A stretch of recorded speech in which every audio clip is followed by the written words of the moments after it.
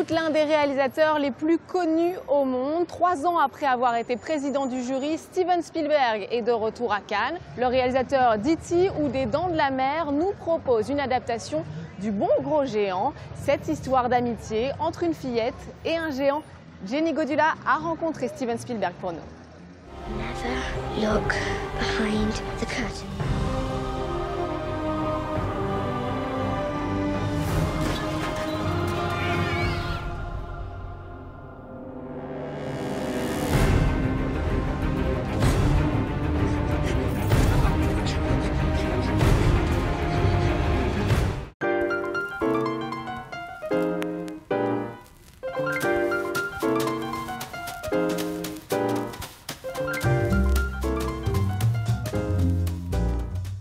Steven Spielberg, bonjour.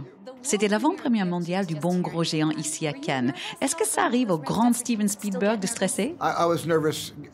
J'étais stressé en montant dans l'avion pour venir ici. J'étais anxieux en atterrissant, en arrivant au Carlton. J'étais très nerveux aussi en descendant de la voiture avec tous les flashs des paparazzis. Tout ça, ça m'a donné le trac. Mais bien sûr, une fois arrivé en haut du tapis rouge, je me suis senti comme chez moi, ici à Cannes. Le Bon Gros Géant est tiré d'un livre pour enfants de Roald Dahl. Parlez-moi du livre. En fait, j'avais le livre et je connaissais Mathilda, James et la grosse pêche, Charlie et la chocolaterie, surtout Charlie et la chocolaterie. Donc je connaissais Roald Dahl et Le Bon Gros Géant a été écrit en 1982, la même année que la sortie d'E.T. Je me souviens avoir acheté le livre et l'avoir lu à mon premier enfant qui était né en 85 et j'ai dû le lui lire en 89 quand j'étais en Espagne, quand je faisais l'Empire du Soleil. Et je me souviens que je jouais Le Bon Gros Géant et que je me sentais très grand et très seul aussi, parce que c'est aussi l'histoire de deux personnes très seuls, qui viennent de deux mondes différents, mais qui se trouvent. Et ça a été une sorte de révélation pour moi de m'entendre lire ces mots de Roald Dahl à mon premier enfant. Et je l'ai lu à plusieurs de mes enfants. This one sounds like you.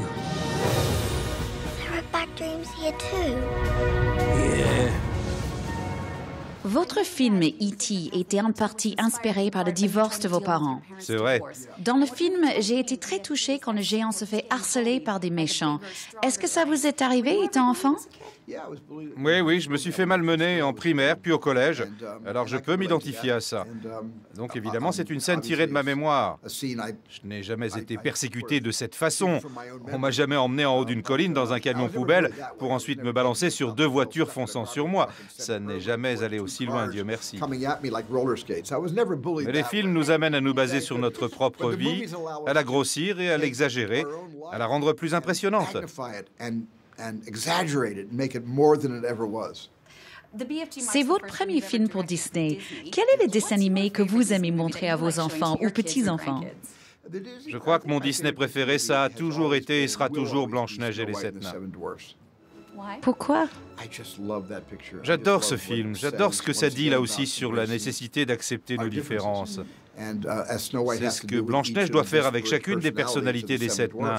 Et c'est une histoire sur la jalousie, l'envie, une histoire où le bien l'emporte sur le mal.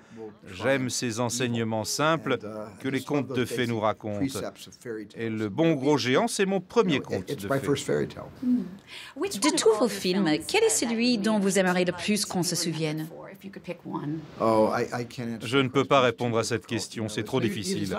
Ce n'est pas à moi de décréter quel film les gens doivent retenir, c'est à eux d'en décider.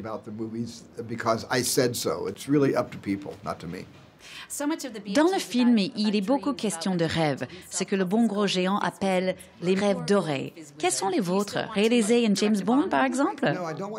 Non, je ne veux pas réaliser de James Bond. Je n'en ai plus envie depuis les années 70, à vrai dire.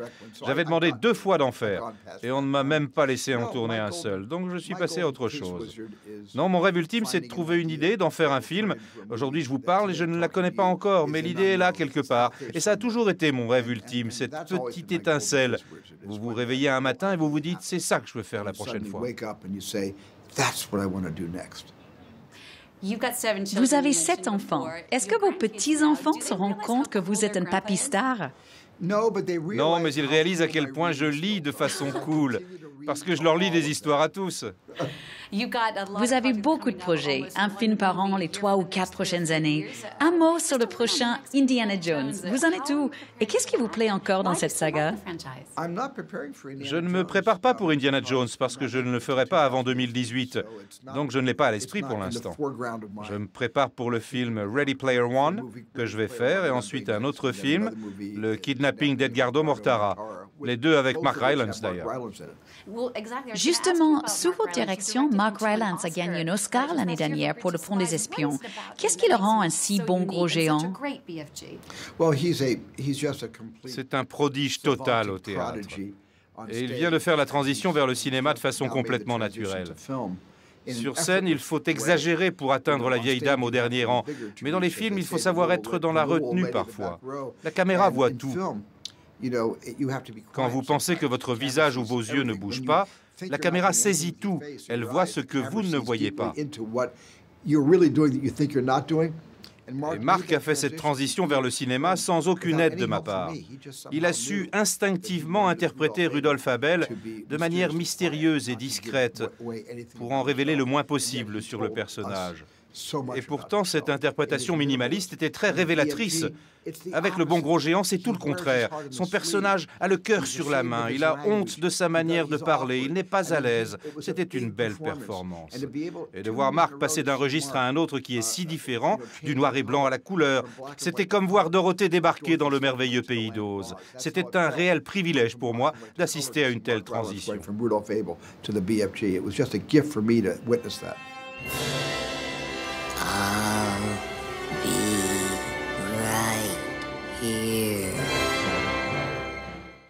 Il y a 34 ans, E.T. était présenté ici à Cannes en première mondiale, comme le bon gros géant. Un bon souvenir, mais sans doute douloureux aussi, puisque la scénariste des 2 films, Melissa Mathison, nous a quittés l'an dernier. C'est une perte tragique pour nous tous. Melissa avait toujours été là. Je l'ai rencontrée sur le tournage des Aventuriers de l'Arche perdue en Tunisie. Nos enfants ont grandi dans la même ville et Melissa et moi avons été en contact durant toutes ces années. On a travaillé ensemble sur E.T. et sur le bon gros géant. Et vous savez, elle était sur le tapis rouge. J'ai senti qu'elle était là avec nous. Steven Spielberg, thank you so much. Thank you so much.